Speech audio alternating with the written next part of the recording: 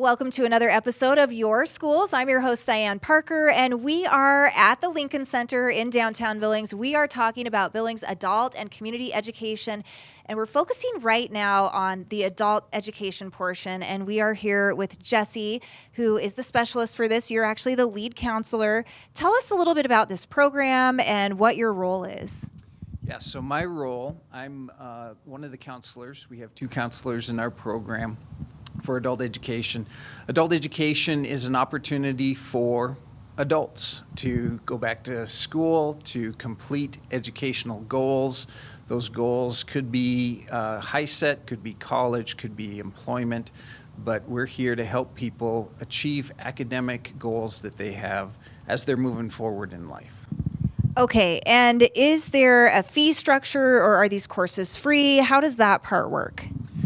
We do not charge anything for our services. Students receive free education when they come and they take advantage of our classes. Their only costs will be when they go to take the exams that they have to take. The high set exam is going to cost them $53.75, so minimal fees even for that. But beyond that, there is no cost at all for our services. Okay, and of course, this show, Your Schools, is all about how tax dollars are put to use. So tell us a little bit more about the funding structure and how this is possible for folks out there who want to get that continuing education or get their high set. So our program is supported by Department of Labor money. It is intended to be used for the purpose of getting students into employment opportunities.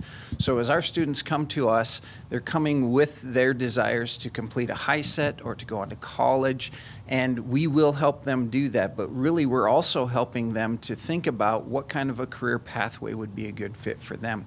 So we offer to them some work skills and career planning. As they go through that kind of an analysis, then we help them navigate the steps, the pathway that it would take for them to get into an employment opportunity that really would be a great fit for them. We are taking more intentional steps this fall, trying to partner with local businesses, trying to partner with opportunities where maybe apprenticeships can be set up so that those businesses would benefit from our training that would help meet the missing academic skills that a person might have, whether those are math or reading or business communication or computer, but we're meeting the needs that potential employee would have so that when they get brought into an employment opportunity as an apprentice, then that business benefits as well. So we're trying to partner with local businesses, we're trying to form bridges with those businesses, find out what their needs are so that we can support their even current employees to become better employees. Okay, that's wonderful. So really filling a need in the community. What are some of those main things that the employers in our community are looking for right now? We have been successful most recently in supporting students, supporting people that are apprentices already in the plumbing, the electrical areas. So right now what we're finding is that there are gaps in math skills, there are gaps in reading for information skills. And so where those gaps are and where they hinder the progress and the ability of the apprentice or the employee, students can come to us and gain skills and become stronger in those areas so that they can go back and continue to be successful and become more successful in supporting those businesses. Okay, that's great. So do you have businesses sending their students here, like they maybe work their day shift or their night shift and then they come here? What do the schedules look like for these students who are also working? Some businesses do send their students to us and then they develop a schedule that fits the business. Others are just students that come to us who know that that's what they're going to need to do. So we offer a class structure where they can either be in classes in a morning kind of a structure or an afternoon kind of a structure. We do have nighttime classes that go from 5 to 7 at night so that a student can go work a full-time job during the day and then come to school at nighttime. We also expect that students are going to be working, so we limit their classes to maybe 3 days a week. We don't require all 5 days a week for their participation. So that allows them to be successful in the employment arena while they're really improving the skills that will make them better. Right. Okay. So talk to us a little bit about the high set and what that looks like today. I know it used to be called the GED, but now it's called the high set. So what all does that involve? Yeah, the high set is the same, it's essentially the same as the GED. There's 3 companies that produce high school equivalency tests, ETS being one of them that produces the high set. A person who wants to get their high school equivalency test completed will have to complete 5 different areas. They have to be able to do a math, a reading, a social studies, a science, and then a writing, which would be essay and grammar, both portion of that test. So it's going to take 5 different disciplines that the student has to show academic skill in, be able to complete the test in. The high set costs $53.75, like I said, and that's the real reason the state of Montana went with that, because the GED and the other opportunity is a little bit more expensive for students. So we tried to remove that barrier by choosing the high set. Okay, sounds great. And what about the college prep? Are we talking about classes, study courses that folks can take if they're trying to get their undergraduate degree or even master's degree? What do you offer there? So we do offer college preparation that would get a student prepared to take the placement exams that colleges require, the AccuPlacer locally, the ACT, the SAT. So we can help students prepare to take those exams. Or for students that have already taken those exams and are started at the college level and want to take maybe a math class that would refresh because they don't want to do that at the college level and pay for it, since our class is for free. So they can come to us and supplement college pursuit by doing the free classes with us. We do help them get geared into the career pathway that might be of an interest to them. So we're helping them think about, if they're already strong in the math areas, what would be a math career that they could pursue, and then how could they move into the college arena with that pursuit as well. That might be a 4-year degree, but it also might be a 2-year degree where they're pursuing things that would be in the trades, because there is such a great need in the trades areas. And again, that can be done through apprenticeships, or that can be done through a true college level kind of a training where they're getting those skills that would make them an electrician or a plumber or body work on a car, automotive. All of those are great opportunities because there's great need within our society. Right. A lot of need out there, and you guys are just helping to connect people to those opportunities. So how does that work for folks who are listening and they maybe want to get started on this? I know you guys have the catalog, and this is all the courses that you offer, but it's also online. Talk to us about how someone gets started. So a student, when they come to us, the very first thing that they need to do for adult education is take the test of adult basic education, the TABE assessment. That TABE assessment is offered every Monday and Tuesday. A student would need to be here at about 9 o'clock in the morning, because there is paperwork that does need to be filled out for the state of Montana. They would start that assessment at about 9:30 and be completed with that assessment at about 2 o'clock. Most students are completed by about 2 o'clock on that Monday or Tuesday. Once they complete the TABE assessment, then they'll sit down with an advisor like me. We want to hear their story, because context of life is important to helping students be successful. So we want to hear their story.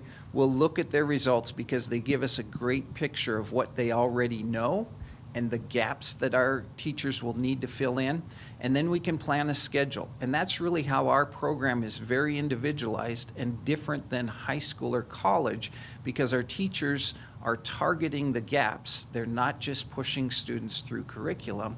They're going to target the individual needs of that student based on that TABE assessment, because it pictures for us what they need to learn.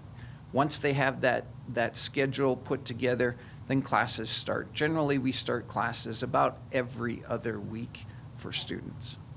Okay, and what is the typical time commitment for the classes that they're in, or does it just range depending on what kind of a program that they're in? Again, it is based on the needs of the student and what they already have based on the TABE assessment. Most students have a 2-class, possibly 3-class kind of a schedule.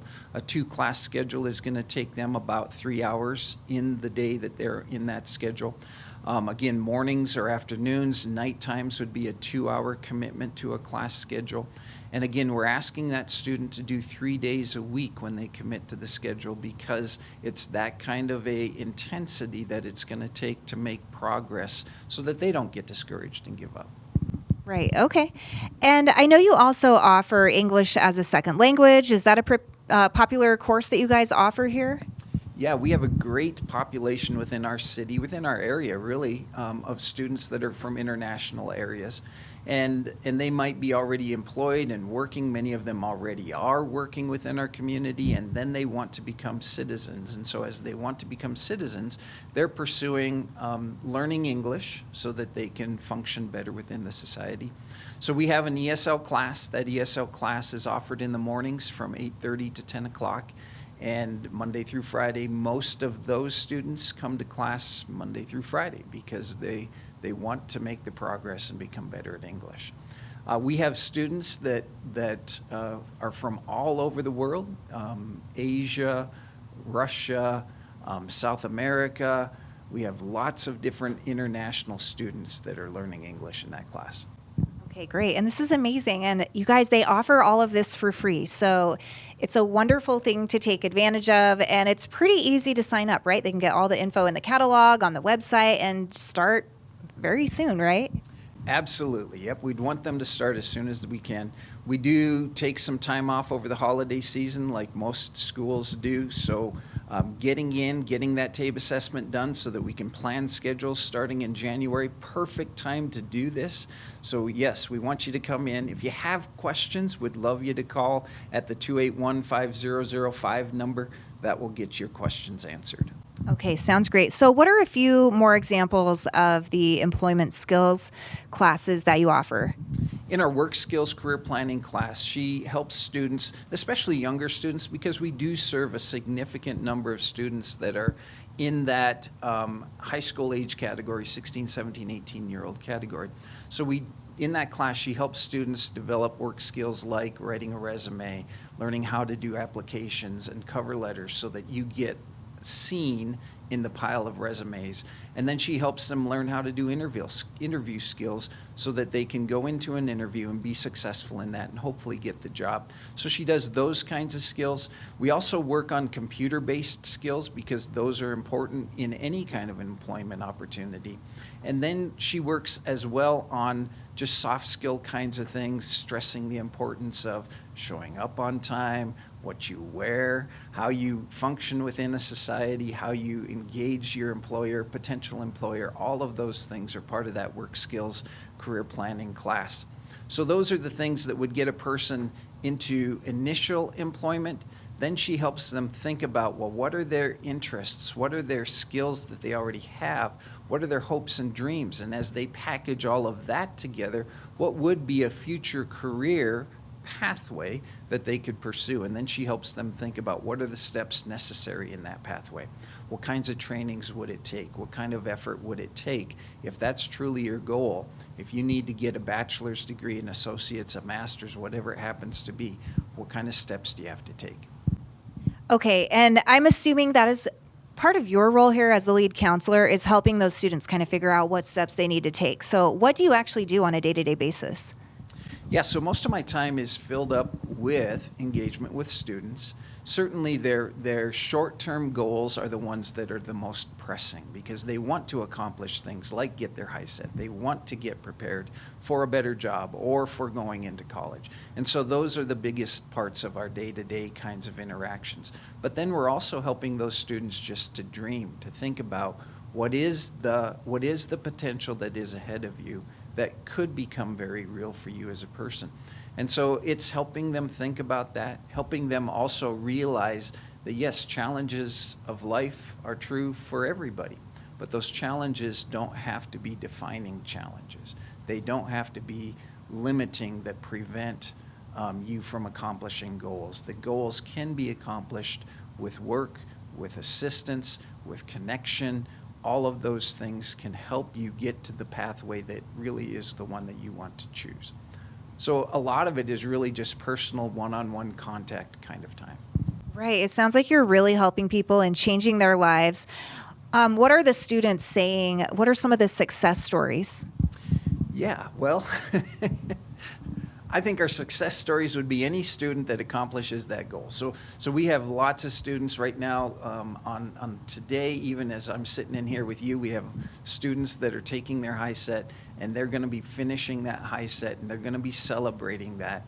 We celebrate that every May. We have a graduation ceremony in the springtime, and if you haven't been to an adult education graduation ceremony, you need to go to one, because it is the best celebration as folks celebrate the fact that they have accomplished their high set exam.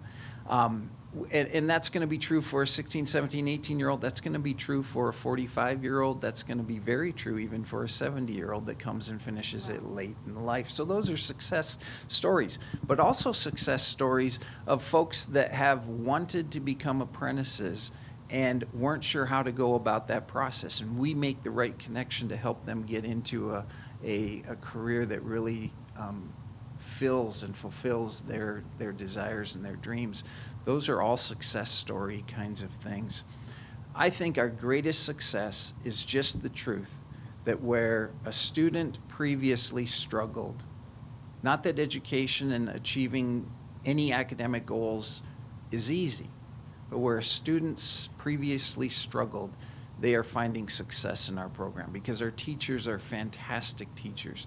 They know how to teach content, but they also know how to engage the student at the need and at the gap level so that they fill in that very individualized approach to education so that that student becomes successful. That's a success.